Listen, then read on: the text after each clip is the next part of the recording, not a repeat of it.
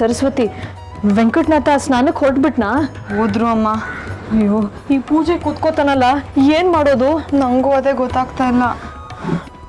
ವಾಮನ, ವಿದ್ಯಾಪೀಠಕ್ಕೆ ಮಕ್ಕಳ ವ್ಯವಸ್ಥೆ ಆಯ್ತೇನಪ್ಪ?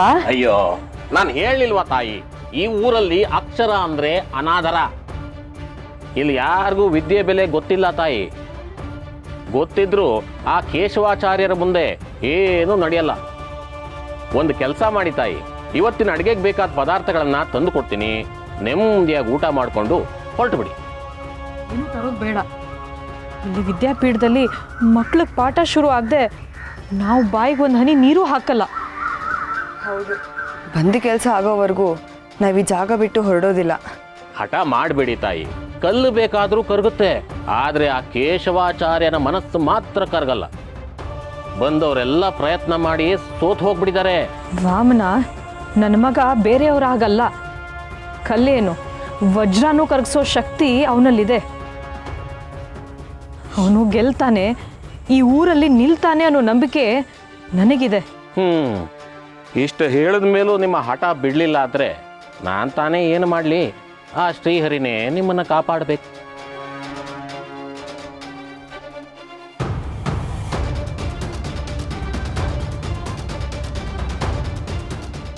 ವೆಂಕಟನಾಥನ್ ಸ್ನಾನ ಆಯಿತು ಅನ್ಸುತ್ತೆ, ಪೂಜೆ ಕೂತ್ಕೋತಾನೆ. ಏನು ಮಾಡೋದು? ನಡಿ ನಡಿ.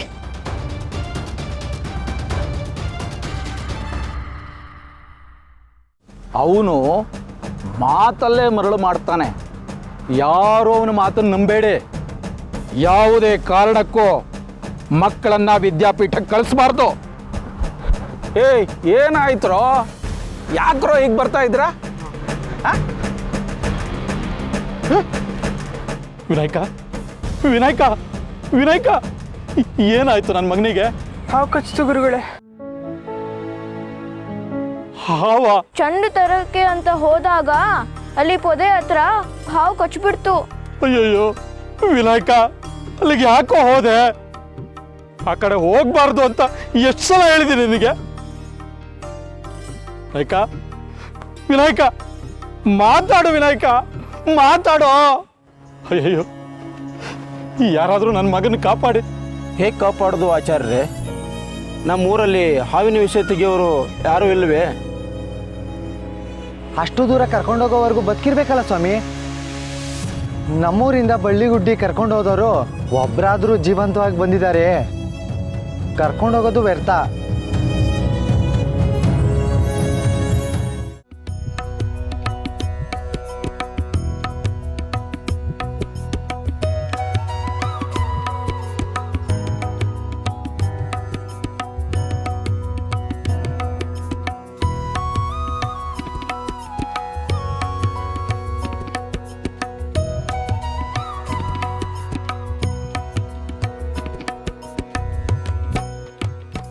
ಅಮ್ಮ, ನೈವೇದ್ಯಕ್ಕೇನಮ್ಮ ಮಾಡೋದು?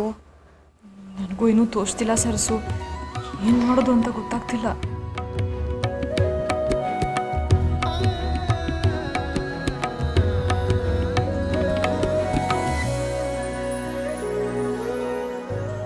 ಅಮ್ಮ, ನಮಗೇನಿದೆಯೋ ಅವನಿಗೂ ಅದೇ ನೈವೇದ್ಯ. ನಮ್ಮದು ಉಪವಾಸ. ಅವನಿಗೂ ಉಪವಾಸನೇ ನೈವೇದ್ಯ. ಅವನು ನಮಗೇನು ಕೊಟ್ಟಿದ್ದಾನೋ ಅದನ್ನೇ ತಾನೇ ನಾವು ಅವನಿಗೆ ನೈವೇದ್ಯ ಅಂತ ಮಾಡಿ ಪ್ರಸಾದ ಸ್ವೀಕರಿಸೋದು. ಇವತ್ತು ನಮಗೆ ಉಪವಾಸ ಕೊಟ್ಟಿದ್ದಾನೆ, ಅವನು ಕೂಡ ಅದನ್ನೇ ಸ್ವೀಕಾರ ಮಾಡ್ತಾನೆ. ನಮ್ಮ ಮನಸ್ಸು ಶುದ್ಧವಾಗಿರಬೇಕು ಅಷ್ಟೇ.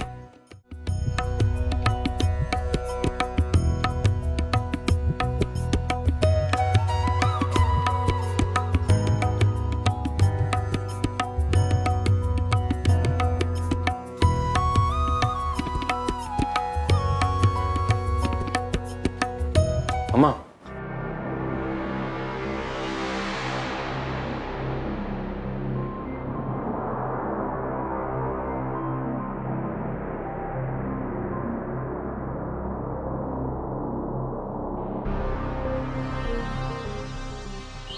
ಯಾಕೆ ವಾಮನ, ಏನಾಯ್ತು?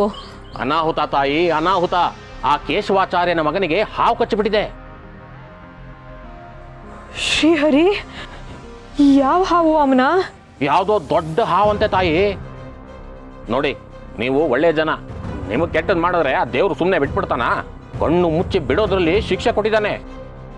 ಈ ಊರಲ್ಲಿ ಹಾವಿನ ವಿಷಕ್ಕೆ ಮದ್ದು ಕೊಡೋರು ಒಬ್ರೂ ಇಲ್ಲ. ಪಾಪ ಇರೋನೊಬ್ಬ ಮಗ ನರಳಿ ನರಳಿ ಸಾಯ್ತಾನೆ.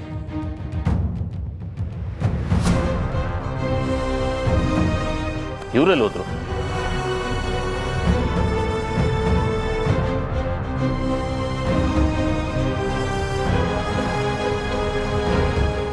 ಇಷ್ಟೊತ್ತಾದರೂ ಬರಲಿಲ್ವೇ? ಆಚಾರ್ಯರೇ, ಕೇಶವಾಚಾರ್ಯ ಮಗನಿಗೆ ಹಾವು ಕಚ್ಚಿದೆ ಅಂತಲ್ಲ, ಎಲ್ಲಿ ಆ ಹುಡುಗ? ಓ, ಆ ಹುಡುಗನಾ? ಹಳ್ಳಿಕಟ್ಟೆ ಹತ್ರ ಇದ್ದಾನೆ. ಅವನೇನೋ ಉಳಿಯೋ ಹಾಗೆ ಕಾಣಲ್ಲ. ವಿಷ ಏರಿ ನೊರೆ ಕಾರ್ಕೊಂಡು ಒದ್ದ ಆಡ್ತಾ ಇದ್ದಾನೆ ಪಾಪ. ಅರಳಿಕಟ್ಟೆ ಯಾವ ಕಡೆಗೆ? ಇದೇ ದಾರಿಲಿ ಹೀಗೆ ನೇರವಾಗಿ ಹೋಗಿಮ್ಮ.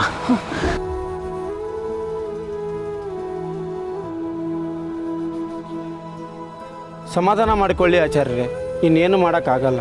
ವಿಷ ಮೈಗೆಲ್ಲ ಏರ್ಬಿಟ್ಟಿದೆ ಅನಿಸುತ್ತೆ. ಇರೋನೊಬ್ಬ ಕಂದನಿಗೆ ಹೀಗಾಗೋಯ್ತಲ್ಲ, ಇನ್ನು ನನಗೆ ಯಾರ ಗತಿ?